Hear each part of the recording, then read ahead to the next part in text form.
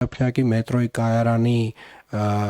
նոր նախագիծը, որը երևի թե Հայաստանի նորանկախ պատմության ընթացքում ամենաբարդ նախագծերից մեկն է, եթե ոչ ամենաբարդ նախագիծը, անցել է համալիր փորձաքննություն 2 օր առաջ, 3-4 օրը, այո, մոտավորապես դրա վրա 7 ամիս ժամանակ ենք ծախսել,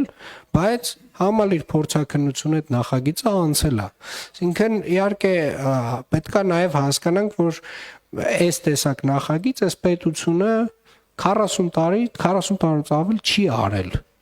Այս տեսակ աշխատանք այս պետությունը 40 տարուց ավել չի արել, եւ եթե նմանատիպ process-ներն են կանգնում, այդ կարողությունը, այդ գիտելիքը էլի չքանում է։ Հետո պետքա սկսես վերականգնել։ Հիմա ժամանակ է դա տանում, բայց ես անհոգնել եւ վստահ ձեզ ասում եմ, Երևան քաղաքում Աջափնյակ մետրոյի կայարանը կառուցվելու է, որովհետեւ մեզ ընդամենը մնացել է գրագետ կազմակերպել արդեն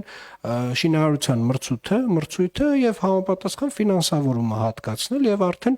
տեխնիկական հսկողության մրցույթը իրականացնել, որովհետեւ ամենաբարդ հատվածը կարծում եմ անցել ենք։ Ամենաբարդը նախագիծը ստանալն է, որը բոլոր փորձաքննությունները